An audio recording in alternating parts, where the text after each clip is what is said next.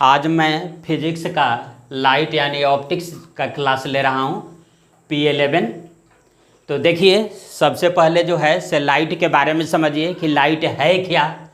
तो देखिए सबसे पहले हम लिख दिए हैं कि विद्युत चुंबकीय तरंग यानी इलेक्ट्रोमैग्नेटिक वेव। लाइट क्या है? तो light is an electromagnetic wave. अब आपको लग रहा होगा कि इलेक्ट्रोमैग्नेटिक वेव है क्या। तो देखिए यहाँ डेफिनेशन दे दिया है। इलेक्ट्रोमैग्नेटिक वेव यानी विद्युत चुंबकीय तरंग उसको कहा जाता है जिसका चार्ज 0 रहे, मास 0 रहे और वेलोसिटी 3 × 10⁸ मीटर पर सेकंड रहे। अगर ये तीनों विशेषता मिल गया तो अब आप समझिएगा कि वह विद्युत चुंबकीय तरंग है यानी इलेक्ट्रोमैग्नेटिक वेव है। तो लाइट क्या है? तो light is an electromagnetic wave. Light जो है, प्रकाश जो है से विद्युत चुंबकीय तरंग है। प्रकाश विद्युत चुंबकीय तरंग है तो इसका मतलब है कि सब चीज़ प्रकाश में। देखिए चार्ज 0, मास 0 एंड वेलोसिटी क्या है? 3 × 10⁸ मीटर पर सेकंड है। फिर देखिए दूसरा विशेषता कर बता रहे हैं कि लाइट आखिर क्या है। तो देखिए लाइट इज क्या है? Light is transverse wave. Light जो है से अनुप्रस्थ तरंग है। अनुप्रस्थ तरंग से हो सकता है आपको गड़बड़ होता होगा कि अनुप्रस्थ तरंग किसको कहते हैं। देखिए लिख दिए हैं, माध्यम के कणों का दोलन तरंग दिशा के लंबवत होता है। माध्यम के कणों का दोलन यानी oscillation of particle perpendicular to the line of propagation यानी ट्रांसवर्स वेव उसी को कहा जाता है कि माध्यम के कणों का दोलन तरंग दिशा के लंबवत होता है। तो इलेक्ट्रोमैग्नेटिक वेव जो भी है, सभी इलेक्ट्रोमैग्नेटिक वेव क्या होते हैं? ट्रांसवर्स वेव होते हैं यानी अनुप्रस्थ तरंग होता है। इलेक्ट्रोमैग्नेटिक वेव में हम बताए थे पिछले क्लास में कि radio wave, microwave, infrared, visible light, ultraviolet, X ray and gamma ray all जो है see all are electromagnetic wave. सभी विद्युत चुंबकीय तरंग है एंड ऑल आर क्या? Transverse wave. सभी जो है से अनुप्रस्थ तरंग है। फिर है कि मान लिया कि कोई आपसे पूछ दे कि भूकंप में जो तरंग उत्पन्न होता है सिस्मिक वेव जिसको कहा जाता है अंग्रेजी में, सिस्मिक वेव क्या है? तो वह भी ट्रांसवर्स वेव है। तो देखिए ट्रांसवर्स वेव का परिभाषा जो है छोटा दे दिए हैं कि माध्यम के कणों का दोलन तरंग दिशा के लंबवत होता है या ऑसिलेशन या vibration of particle perpendicular to the line of propagation is called transverse wave. अब देखिए कि जो है से जब अनुप्रस्थ तरंग बोल दिए तब यहाँ पर ई बोलना जरूरी हो गया कि अनुदैर्घ्य तरंग एक पढ़े होंगे आप, हालांकि सब नीचे क्लास में यह 9th में पढ़े होंगे कि अनुदैर्घ्य तरंग। तो अनुदैर्घ्य तरंग क्या है? देखिए अंग्रेजी लिख दिया है लैंगिट्यूडिनल वेव। जैसे ध्वनि तरंग जो है से ध्वनि तरंग क्या है कि अनुदैर्घ्य तरंग है। इसका क्या डेफिनेशन चलता है? तो इसका डेफिनेशन है कि तरंग दोलन, इसमें क्या है कि माध्यम के कणों का दोलन जो है से तरंग दिशा की ओर होता है यानी तरंग दिशा के आगे पीछे होता है। जैसे ध्वनि तरंग जो है से ध्वनि तरंग आपका जो है से अनुदैर्घ्य तरंग है। अब आइए अब इसके बारे में, लाइट के बारे में जो है से अब मिरर पर आ जाइए कि मिरर क्या है, मिरर किसको कहते हैं। तो मिरर से अगर आपके माइंड में चल रहा होगा कि मिरर का मतलब कि शीशा है तो वो माइंड से हटा दीजिए।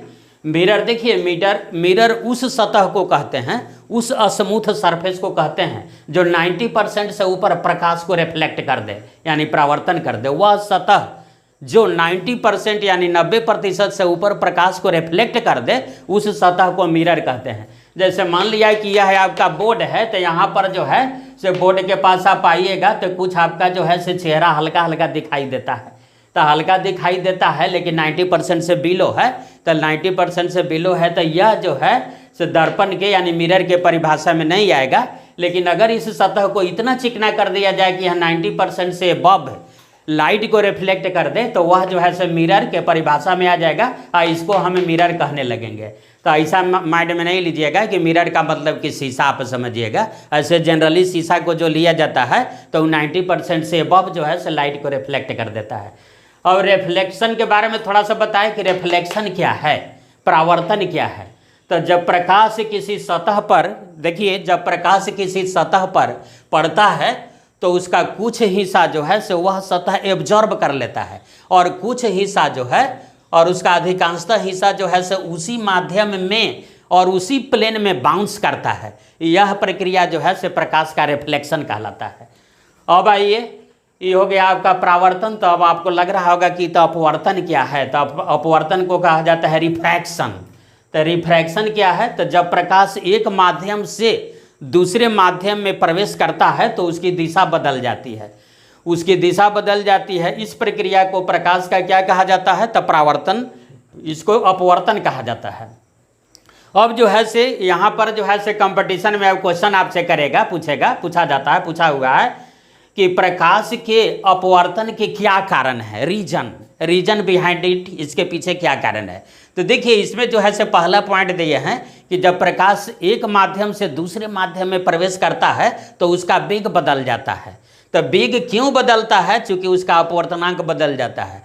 जैसे मान लिया कि आप जो है से कहीं चल रहे हैं और एक पे एक भीड़ वाला जगह में आप घुस गए, मेला वगैरह में घुस गए, तो वहाँ पर अगर आप चले गए तो आपके वेग में परिवर्तन हो जाएगा, इसलिए कि वह सघन माध्यम आ गया। आप विरल में शुरू में चल रहे थे, यानी रियर मीडियम में चल रहे थे, अब डेंसर में आप प्रवेश करने जा रहे हैं।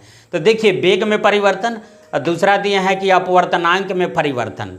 तो यह जो है से आपका क्या, इसका रीजन हो गया, अपवर्तन का क्या आ गया कि रीजन आ गया। हाँ, तो अब देखिए लॉ ऑफ रिफ्रैक्शन यानी अपवर्तन का नियम। तो अपवर्तन का नियम देखिए, यह एक नॉर्मल है और यहाँ पर क्या है कि इस सतह पर देखिए प्रकाश की किरण पड़ रही है। तो देखिए एक माध्यम लिख दिए हैं, पहला माध्यम, सेकंड मीडियम है, नहीं ये नहीं है, अपवर्तन है, वो परावर्तन में वैसे होगा। देखिए प्रकाश का ये पहला माध्यम है और यह है आपका जो है से सेकंड मीडियम है, सेकंड मीडियम आ गया। तो देखिए प्रकाश की किरण जब एक माध्यम से दूसरे माध्यम में प्रवेश कर रही है तो देखिए इसकी दिशा बदल गया। वास्तव में जो है से दिशा तो ये था ओरिजिनल, लेकिन देखिए यह जो है से पहला माध्यम से जब दूसरा माध्यम में प्रवेश किया, पहला माध्यम को हम मान रहे हैं कि यह जो है से विरल माध्यम है। एक का मतलब एक इसका अपवर्तनांक समझिए और दो का मतलब दो इसका अपवर्तनांक समझिए। तो अपवर्तनांक अगर 2 हो गया तो इसका मतलब कि डेंसर मीडियम आ गया। तो डेंसर मीडियम आ गया तो प्रकाश की किरण जब रेयर मीडियम से डेंसर मीडियम में यानी विरल माध्यम से जब सघन माध्यम में प्रवेश करती है तो वह अभिलंब की ओर झुक जाती है। जैसे मान लिया कि आप जो है से अगर चल रहे हैं एक पे एक भीड़ वाला जगह में आप प्रवेश कर जाइएगा तो उसमें जो है से क्या है कि अभिलंब की ओर, देखिए अभिलंब की ओर यह जो है प्रकाश की किरण क्या हो गया, झुक गया।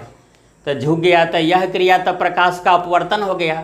तो प्रकाश के अपवर्तन में आप पढ़े होंगे कि आपतन बिंदु, अपवर्तन बिंदु और उस पर खींचा गया अभिलंब, तीनों एक दिशा में होते हैं, पहला पॉइंट आ गया। दूसरा पॉइंट में है आपका स्नेल का नियम है।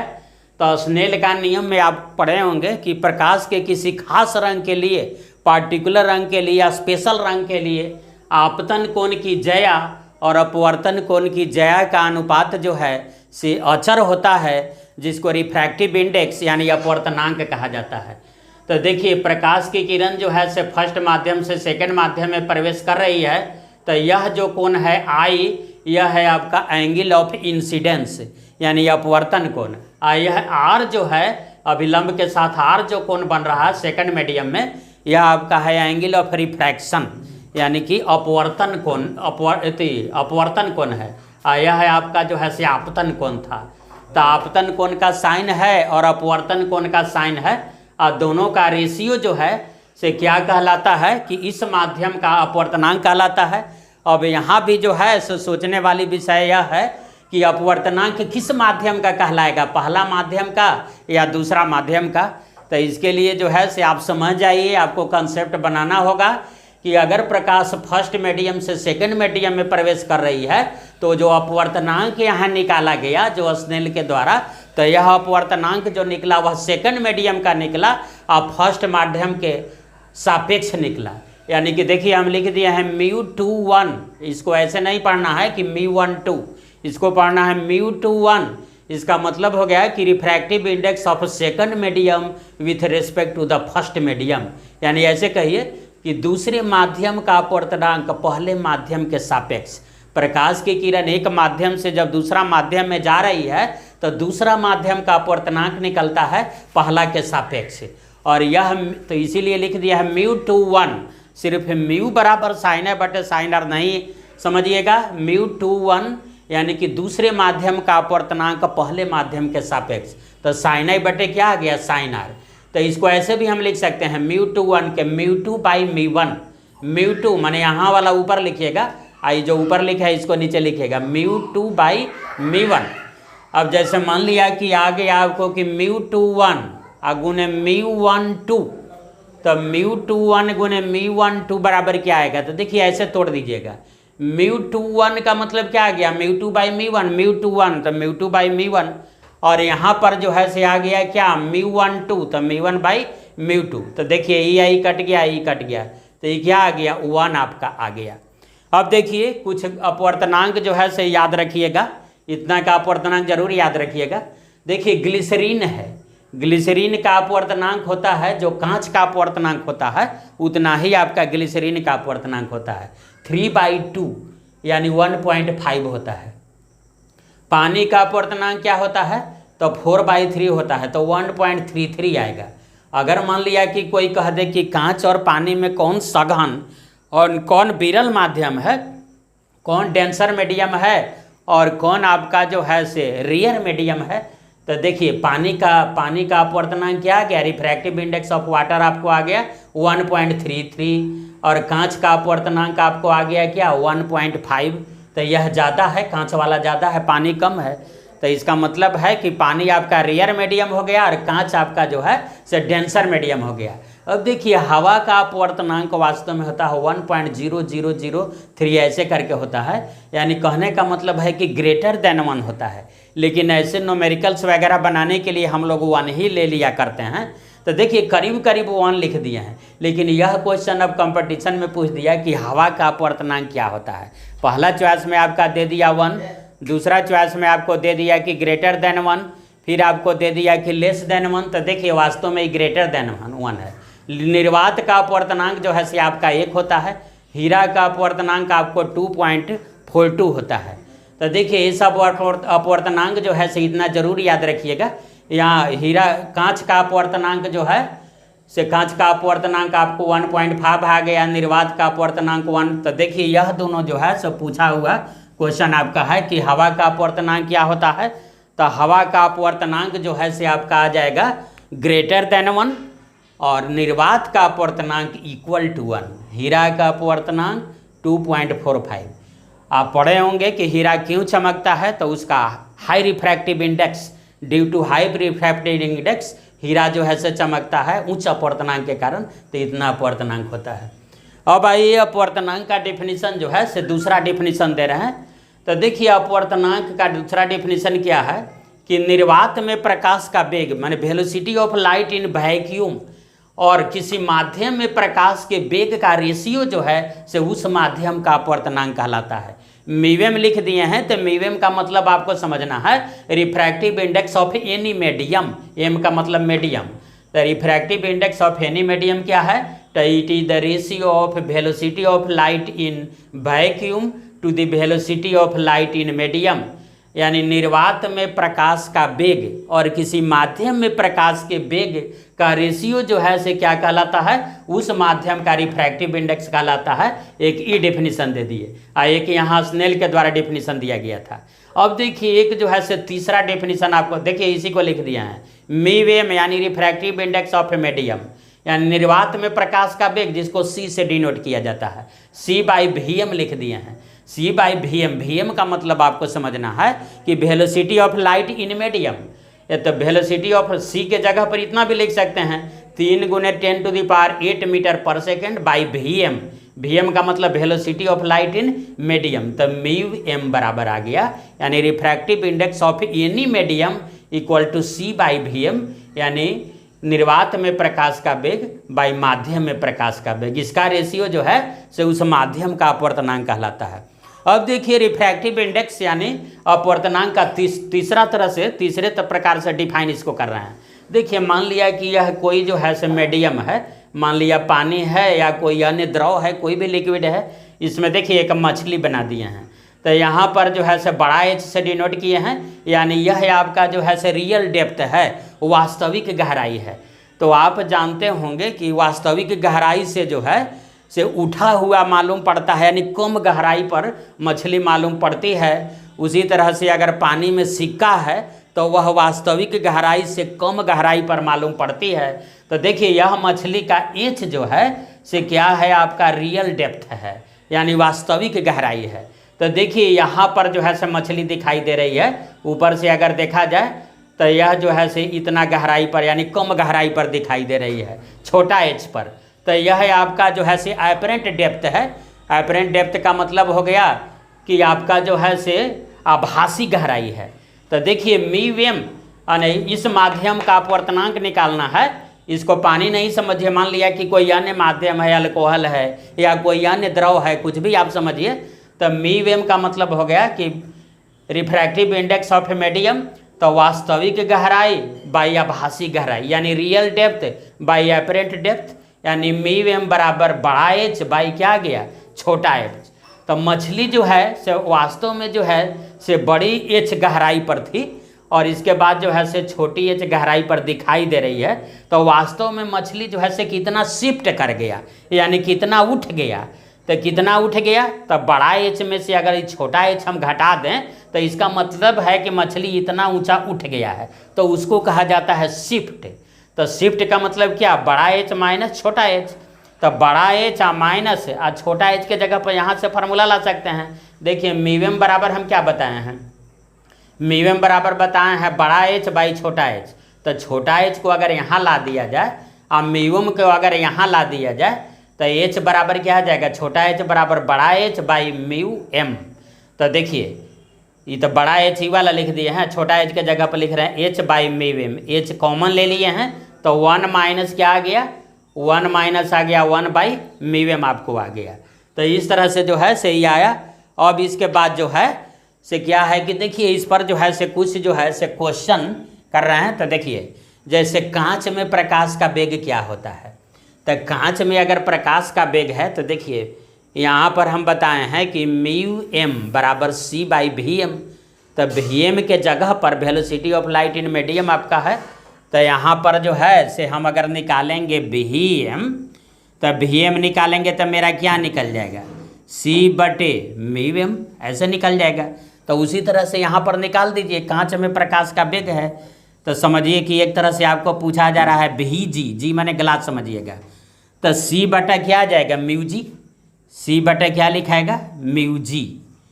तो सी बटा म्यू जी, तो सी का मतलब 3 गुने 10 पावर 8। अब बटा म्यू जी, तो म्यू जी तो इतना देखिए याद करने के लिए हम बताए थे कांच का अपवर्तनांक। तो कांच का क्या होता है, तो 3/2। तो 3/2। तो देखिए ये आई तो कट जाएगा, तो ये आ जाएगा 2 गुने 10 पावर 8 मीटर पर सेकेंड आ जाएगा।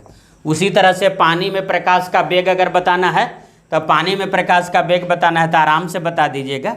इसमें क्या लिख दीजिएगा, जो भी जी लिखे हैं उसको लिख दीजिएगा वी डब्ल्यू। तो वी डब्ल्यू बराबर क्या आ जाएगा, तो 3 गुने 10 पावर 8। अब बाई क्या लिखिएगा, तो म्यू डब्ल्यू लिखना पड़ेगा। तो म्यू डब्ल्यू का मतलब कि 4/3। तो 4/3 कीजिएगा, ये ऊपर चला जाएगा 3, 3 या 9 बटे क्या आ जाएगा 9/4 गुने 10 पावर क्या 8 मीटर पर सेकेंड। यह हो जाएगा क्या, पानी में प्रकाश का वेग हो जाएगा। देखिए एक ही क्वेश्चन जो है से बार बार इसको पूछा जाता है। यह क्या है कि कांच का अपवर्तनांक है म्यू जी ए। इसको ऐसे नहीं पढ़िएगा कि म्यू ए जी, सबसे पहले यहाँ वाला का पढ़ना है म्यू जी ए, यानी ग्लास का अपवर्तनांक ईयर के सापेक्ष। Refractive index of glass with respect two year, यानी ग्लास का अपवर्तनांक हवा ईयर के सापेक्ष 3/2 है। ये भी दिया हुआ है म्यू डब्ल्यू ए, यानी कि वाटर का अपवर्तनांक ईयर के सापेक्ष।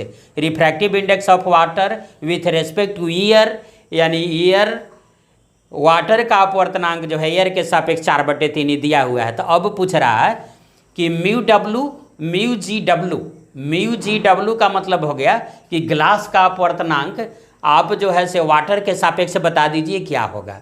फिर कह रहा है कि म्यू डब्ल्यू जी, यानी कि वाटर का अपवर्तनांक ग्लास के सापेक्ष जो है से क्या हो जाएगा, इसको आप बता दीजिए। तो देखिए यहाँ पर हम बताए थे, ध्यान रखिए कि μ2 यानी μ2 बाई μ1। तो म्यू जी डब्ल्यू है तो इसको हम क्या लिख सकते हैं बताइए, तो mu G by mu W लिख सकते हैं।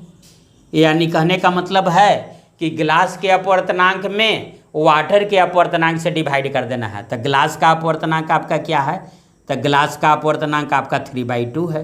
तो 3/2 इसको डिवाइड किससे कर देना है, तो 4/3 है। वाटर का अपवर्तनांक देखिए यहाँ इतना याद करने के लिए बताए हैं, ध्यान रखिएगा। तो अगर इसको जो है से क्या कीजिएगा तो ये आ जाएगा आपको क्या 9/8 आ जाएगा। इसी तरह से इसको निकालना है, अगर वाटर का अपवर्तनांक निकालना है, ग्लास के सापेक्ष निकालना है, μWg निकालना है। तो μWg निकालना है तो बस इस फार्मूला पाइए μ2 तो μ2/μ1। तो इसको क्या लिख दीजिएगा, तो इसको लिख दीजिएगा μW आप बाई क्या लिख दीजिएगा μg लिखिएगा। तो ये आपको आ जाएगा क्या 4/3 आप बाई 3/2। तो यह है आपका आ जाएगा क्या 8/9 आ जाएगा। तो इस तरह से जो है सही न्यूमेरिकल जो है से पूछा हुआ है, ये भी पूछा जाता है। और इसके लिए जो है सही आपका क्लियर नहीं रहेगा तो नहीं हो पाएगा। और देखिए म्यू का रिफ्रैक्टिव इंडेक्स का डिफिनीसन जो है से 3 तरह से दिए हैं, तीनों याद रखिएगा। एक स्नेल दिया था, तो स्नेल क्या दिया था कि किसी प्रकाश के किसी खास रंग के लिए आपतन कोण की ज्या और अपवर्तन कोण की ज्या, ज्या का मतलब साइन समझिएगा, आपतन कोण की ज्या आई है आपतन कोण और यह है आर आपका अपवर्तन कोण है। तो आपतन कोण की ज्या और अपवर्तन कोण की ज्या का रेशियो जो है से उस माध्यम का सेकंड माध्यम का अपवर्तनांक कहलाता है फर्स्ट माध्यम के सापेक्ष। दूसरा आपको अपवर्तनांक रिफ्रैक्टिव इंडेक्स का यहाँ डिफिनीसन दिए, निर्वात में प्रकाश का वेग और माध्यम में प्रकाश के वेग का रेशियो है, यानी μm refractive index of medium any medium equal to c/vm, यानी निर्वात में प्रकाश का वेग और माध्यम में प्रकाश का वेग। एक तीसरा डिफिनीसन दिए हैं कि किसी माध्यम का अगर मान लिया कि आपको अपवर्तनांक निकालना है तो क्या है कि उस माध्यम में रियल डेप्थ यानी वास्तविक गहराई और आभासी गहराई का अगर रेशियो हम निकाल लेंगे तो यह जो है से आपको निकल जाएगा उस माध्यम का अपवर्तनांक। यानी रियल में अपरेंट से अगर भाग दे देंगे, देखिए मछली जो है से वास्तव में बड़ी एच गहराई में मछली थी और इसके बाद उठा हुआ जब मालूम पड़ रहा है तो छोटा एच में मालूम पड़ रहा है, तो बड़ा एच बाई छोटा एच, तो यह आपका निकल गया क्या, यह जो है से आपका इस माध्यम का अपवर्तनांक निकल जाएगा।